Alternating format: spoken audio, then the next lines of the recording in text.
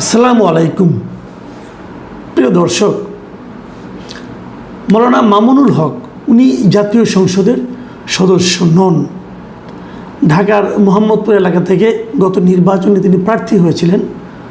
হাড্ডাহাড্ডি লড়াইয়ের পর খুবই অল্প ভোটের ব্যবধানে উনি হেরে গেছেন। উনি হেরেছেন ববি হাজ্জাজ সাহেবের কাছে, যিনি এখন শিক্ষা মন্ত্রণালয়ের প্রতিমন্ত্রী হিসেবে কাজ করছেন। তো এই মামুনুল হক সাহেবকে নিয়ে এবারের বাজেট অধিবেশনের আলোচনায় গত দুদিন আগে বেশ মামুনুল হক সাহেবের একটা কাজ নিয়ে বেশ কথা হয়েছে এবং এই আলোচনাটা তুলেছিলেন ঢাকা 1 আসনের সংসদ সদস্য খন্দকার আবু আশফাক। তিনি বলার চেষ্টা করেছিলেন যে মামুনুল হক সাহেবের অতীত কর্মকাণ্ড নিয়ে 2021 সালের একটা ঘটনাকে উনি উল্লেখ করেছিলেন। তিনি নারায়ণগঞ্জে একটা রিসোর্টে মামুনুল হক সাহেব একটা নারী সহ ধরা পড়েছিলেন, সেই ঘটনাটাকে উনি উল্লেখ করেছেন। যদিও মামুনুল হক সাহেব শুরু থেকেই বলে আসছিলেন ওই নারী তার বিবাহিতা স্ত্রী, এবং সেটা নিয়ে তখন আমাদের এমপি সাহেব আবু আশফাক সাহেব উনি জিজ্ঞাসা করেছিলেন যে মামুনুল হক সাহেবকে যে নারী সহ পাওয়া গিয়েছিল সেটা কি তার আসলে মুতা বিবাহ ছিল নাকি অন্য কিছু ছিল। এই প্রসঙ্গ নিয়ে আবার মুতা বিবাহ নিয়ে বেশ একটা সরস আলোচনা কিন্তু জাতীয় সংসদে হয়েছিলেন। সংসদের যেটা রীতি, সংসদের প্রত্যেকটা সংসদ সদস্য কিন্তু যখন কথা বলেন তারা কিন্তু স্পিকারকে লক্ষ্য করে বলেন। যেহেতু উনি স্পিকারকে লক্ষ্য করে বলেছিলেন, অতএব স্পিকার বলেছিলেন যে এটা আমাকে কাছে আপনারা জানতে চাইছেন, আপনি কেন জানতে চাইছেন, আপনি কি আমাকে এই বিষয়ে বিশেষজ্ঞ মনে করেন। তারপরে তিনি মুতা বিবাহ সম্পর্কে উনি যতটুকু জানেন সেটা সম্বন্ধে একটা ধারণা দিয়েছেন যে এটা একটা চুক্তিবদ্ধ বিয়ে হয়, সাময়িক সময়ের জন্য যদি কখনো কেউ প্রবাসে যায়, সফরে যায়, তখন অল্প সময়ের জন্য একটা চুক্তিবদ্ধ একটা বিয়ে করতে পারেন। তো এগুলো উনি বলেছেন। এটা বলার পর বিরোধী দলীয় উপনেতা আবদুল্লাহ মোহাম্মদ তাহের, সৈয়দ আবদুল্লাহ মোহাম্মদ তাহের, তিনি দাঁড়িয়ে প্রতিবাদ করেন এবং তিনি বলেন যে মামুনুল হক সাহেবের ব্যাপারটা নিয়ে আসলে মীমাংসা হয়ে গেছে। ওনার এটা বৈধ বিবাহ ছিল এবং এটা মোটেই মুতা বিবাহ ছিল না, এটুকু বলেছেন। পরবর্তী সময়ে পয়েন্ট অফ অর্ডারে দাঁড়িয়ে জামাতে ইসলামের আরেকজন সংসদ সদস্য মুজিবুর রহমান, তিনি মুতা বিবাহ কাকে বলে না বলে তার একটা ব্যাখ্যা দেন এবং ব্যাখ্যা দিয়ে বলেন ইসলামের একদম প্রাথমিক যুগে মুতা বিবাহ করা যেত, কিন্তু পরবর্তী সময়ে তা চিরতরে হারাম এবং নিষিদ্ধ করা হয়েছে। এই পর্যন্ত কিন্তু আলোচনা হলো। আলোচনা হওয়ার পর সামগ্রিক সব মিলিয়ে স্পিকার এবং আপনার চিফ হুইপ যিনি ছিলেন নুরুল ইসলাম সাহেব, উনি বলেছেন যে এই আলোচনাটা, এই বক্তব্যে কিছু কিছু বক্তব্য আছে যেগুলো অসংসদীয়, অতএব এগুলো সংসদের যে কার্যবিবরণী আছে সেখান থেকে বাদ দেওয়ার অনুরোধ করেন এবং সেই অনুযায়ী স্পিকার হাফিজউদ্দিন আহমেদ এটার সঙ্গে সহমত পোষণ করেন এবং তিনি বলেন যে একজন রাজনৈতিক বা ধর্মীয় নেতার জীবনের ব্যক্তিগত বা অন্ধকার অংশ নিয়ে সংসদে আলোচনার কোনো প্রয়োজন নেই। এরপর উনি খন্দকার আশফাকের দেওয়া মুতা বিবাহ সংক্রান্ত সম্পূর্ণ বক্তব্যটা সংসদের কার্যবিবরণী থেকে এক্সপান্স করার কথা ঘোষণা দেন। তখন উনি এক্সপান্স কিন্তু করে দিলেন। করে দেওয়ার আগে একটা কথা কিন্তু বললেন, যেটা আমি একটু উচ্চারণ করলাম, সেটা হলো একজন রাজনৈতিক বা ধর্মীয় নেতার জীবনের ব্যক্তিগত বা অন্ধকার অংশ নিয়ে সংসদে আলোচনার কোনো প্রয়োজন নেই।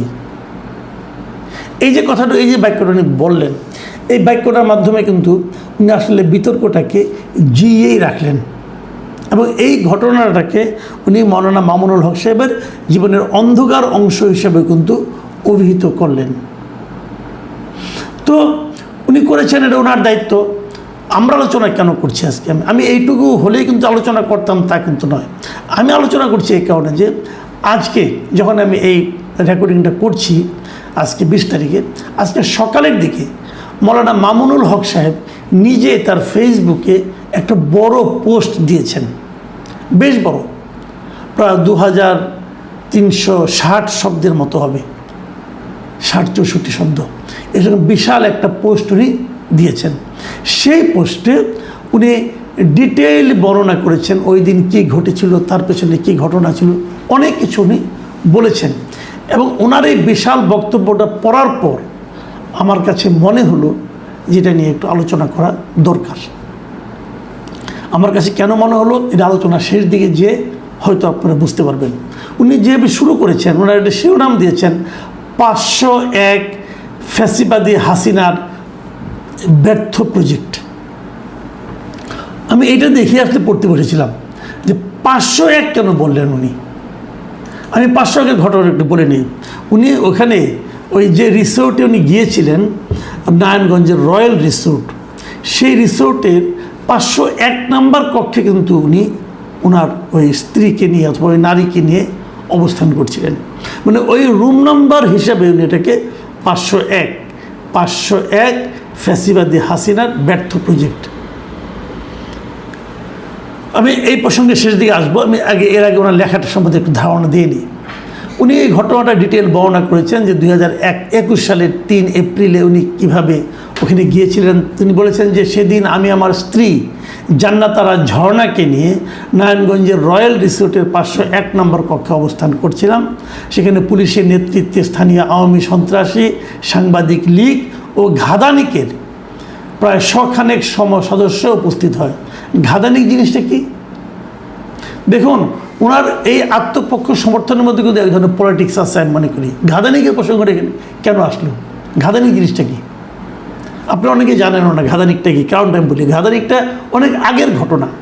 সেই 90-এর দশকে ঢাকা শহরে একটা আন্দোলন হয়েছিল রাজাকার জামাত বিরোধী। সেখানে এই একটা সংগঠন ছিল, সংগঠনের নাম হলো ঘাতক দালাল নির্মূল কমিটি। সেটার প্রধান ছিলেন শাহরিয়ার কবির, জাহানার ইমাম টোমেরা, সবাই ছিলেন। সেই ঘাতক দালাল নির্মূল কমিটি সংক্ষেপে হলো ঘাদানিক। তো মামুনুল হক সাহেব সেই ঘাদানিক শব্দটা ওখান থেকে উল্লেখ করেছেন।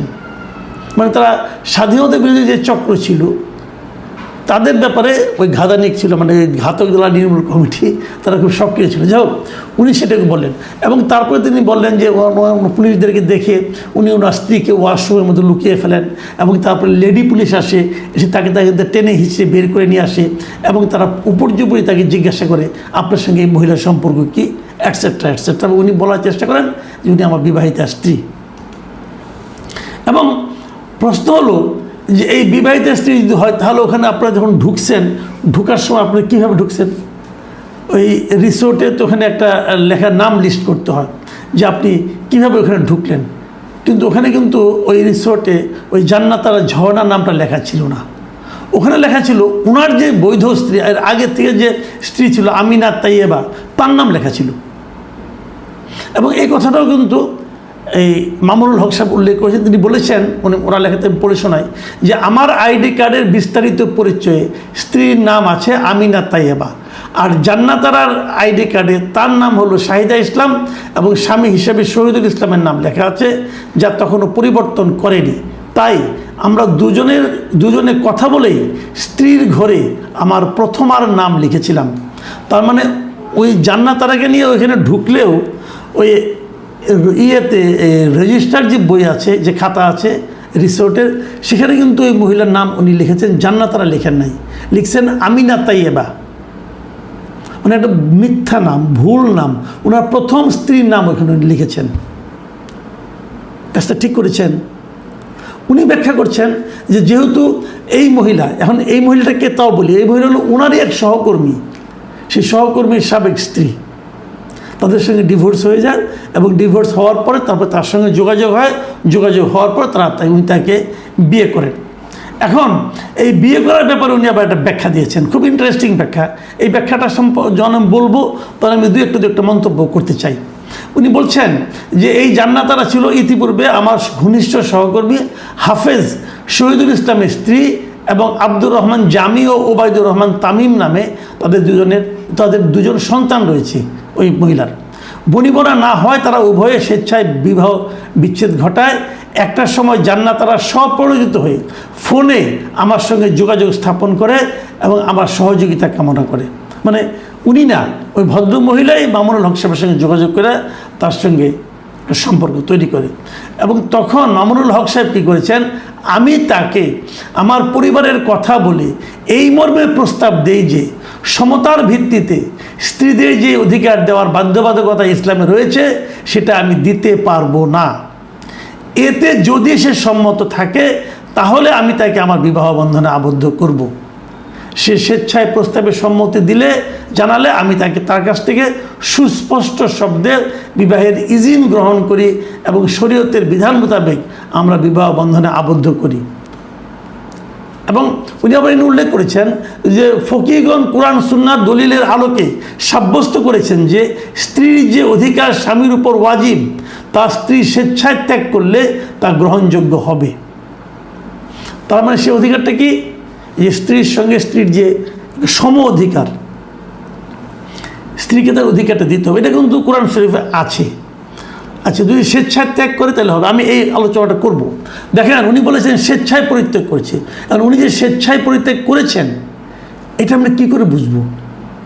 আপনি দাবি করছেন যে উনি স্বেচ্ছায় ত্যাগ করছে, যে উনি কখনো অধিকার চাইবেন না, স্ত্রী হবেন কিন্তু অধিকার চাইবেন না, এটা কেমন কথা হলো? ইসলামে কিন্তু আপনি একাধিক স্ত্রীর কথাকে বলা হয়েছে, স্ত্রী আপনার থাকতে পারে কিন্তু তাদেরকে সমান অধিকার দিতে হবে, ইসলামে এই কথাই বলা হয়েছে। কিন্তু সেই অধিকারটা আপনি দেননি।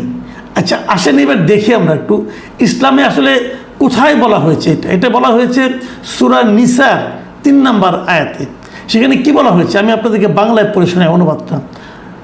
যদি তোমরা আশঙ্কা করো যে নারী ইয়াতিমদের প্রতি সুবিচার করতে পারবে না, তবে নারীদের মধ্য হতে নিজেদের পছন্দ মতো 2, 2, 3, 3 ও 4, 4 জনকে বিবাহ করো।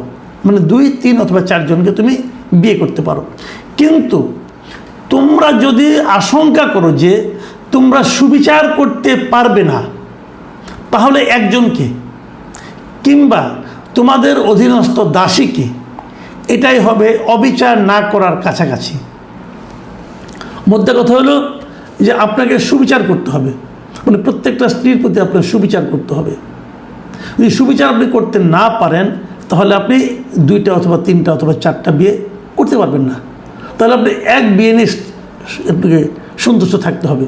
যদি একজনকেও আপনি বিয়ে করার জন্য সন্তুষ্ট, তারপর যদি আপনি সুবিচার করতে না পারেন তাহলে আপনাকে আপনাদের অধীনস্থ যে দাসী আছে তাকে নিয়ে আপনাকে সন্তুষ্ট থাকতে হবে, এবং এটা হবে অবিচার না করার কাছাকাছি। এটা কিন্তু কোরআনের আয়াত, সূরা নিসার 3 নম্বর আয়াত। আমি এই জায়গাটাতে একটু বলি, বলা হয়েছে কি আপনি স্ত্রীদের প্রতি সুবিচার করতে হবে। মামুনুল হক সাহেব 2য় বিয়ে করেছেন বলে দাবি করেছেন, এবং উনি বলেছেন যে 2য় বিয়ের বিষয়টা বিয়ে করার আগে উনি ওনার স্ত্রীকে বলেছেন যে তোমার প্রতি আমি এই ওয়াজিবটা করতে পারবো। এটা কিন্তু ওয়াজিব না রে ভাই। কোরআনের আয়াত পালন করাটা ওয়াজিব না, এটা ফরজের মধ্যে পড়ে। আপনি কোরআনের আয়াত, কোরআনে যে সূরাতে যেটা বলা হয়েছে সেটা আপনাকে মানাটা আপনার বাধ্যতামূলক, এখানে ওয়াজিব তো ওয়াজিব নাই। আচ্ছা, আপনাকে সুবিচার করতে হবে। আপনি জান্নাতের সঙ্গে সুবিচার করতে পারবেন না বলে তাকে বলছেন সে স্বেচ্ছা পরিত্যাগ করেছে। ওকে, আমরা পরে দেখতে পেয়েছি উনি কিন্তু এই প্রথম বিয়ের, এই 2য় বিয়ের কথাটা তার প্রথম স্ত্রীর কাছেও গোপন করেছিলেন। যখন উনি ওখান থেকে আসেন, ওই যে টেলিফোনে ওনার প্রথম স্ত্রীকে বলেছেন যে তুমি আবার অন্য কিছু মনে করো না, এমনি তোমাকে বাসায় এসে বুঝিয়ে বলবো। তাতে ওখানে আমরা স্পষ্ট বুঝেছি ওনার প্রথম স্ত্রী এই বিয়ের ব্যাপারে জানতেন না। এবং কেন উনি আবার এটা ব্যাখ্যা দিয়েছেন, সেই ব্যাখ্যা আমি পরে আসি। তার আগে আমি বলছি যে আপনি যে প্রথম স্ত্রীকে গোপন করে 2য় আরেকটা বিয়ে করলেন, আপনি কি প্রথম স্ত্রীর প্রতি সুবিচার করতে পারলেন? এই কথাটা আপনি আমাকে বলেন। আপনি তো প্রথম স্ত্রীকে ইনফর্ম করেন নাই, আপনি প্রথম স্ত্রীর কাছে গোপন করে 2য় আরেকটা বিয়ে করেছেন। এটা কি আপনি প্রথম স্ত্রীর প্রতি সুবিচার করতে পেরেছেন? আপনি তো সুবিচার এখানেই শেষ করে দিচ্ছেন, আপনি তো কোরআনের আয়াতটা এখানেই লঙ্ঘন করে দিচ্ছেন। তো এইটা তো ঠিক হলো না রে ভাই। এবং উনি আবার বলছেন, দেখেন আরেক জায়গায় কী বলছেন, এই বিবাহ উনি কেন গোপন আছেন এটা ব্যাখ্যা দিয়েছেন উনি। ব্যাখ্যাটা কি? এটা সবাই জানি আমাদের উপমহাদেশে একাধিক বিবাহ একটি জটিল বিষয়। অধিকাংশ ক্ষেত্রেই যারাই একাধিক বিবাহ করেন তারা প্রথম পরিবার থেকে একটা সময় পর্যন্ত লুকিয়ে রাখেন। এই জন্যই কথাটা বলছেন, এই কথাটা কতটুকু ইসলাম সম্মত। দেখুন, আপনি আমরা সাধারণ মানুষ, আমরা কখন কি করি না করি, আমাদের অনেক কিছুই কিন্তু এর জন্য আমাদের ব্যক্তিগতভাবে আমাদের অপরাধ হয়। আমি যদি এই ধরনের কিছু একটা করি, এটা আমি অন্যায় করি। এবং এই অন্যায়ের জন্য আমাকে ব্যক্তিগতভাবে অপরাধ হবে, ব্যক্তিগতভাবে আমি শাস্তিও পাবো। কিন্তু যখন মৌলানা মামুনুল হকের মতো একজন মানুষ, যাকে সবাই অনুসরণ করেন, যার মুখের উচ্চারিত একটা শব্দের অনেক মূল্য আছে, ইসলামী স্কলার হিসেবে যাকে নাকি বিবেচনা করা হয়, যিনি একটা মাদ্রাসার সবচেয়ে গুরুত্বপূর্ণ শিক্ষকদের মধ্যে একজন, এবং একটা বড় মাদ্রাসার মোহাম্মদপুরের, তো উনি যখন এই ধরনের খোঁড়া যুক্তি দেন, তখন ব্যাপারটা কিন্তু আমাদের জন্য ভয়ঙ্কর হয়ে দাঁড়ায়।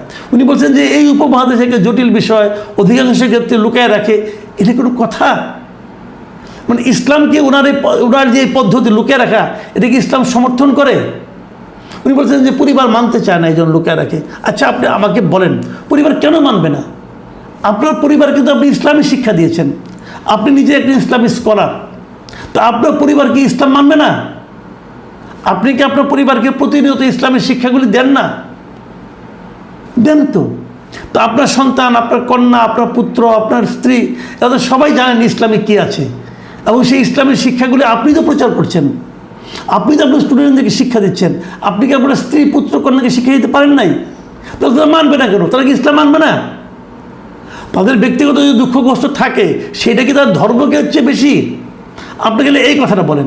আপনি এতদিনে দেখেন আমাদের মহানবী হযরত মুহাম্মদ সাল্লাল্লাহু আলাইহি ওয়াসাল্লাম, উনি একাধিক বিয়ে করেছেন তো, উনি কি লুকিয়ে রাখতেন?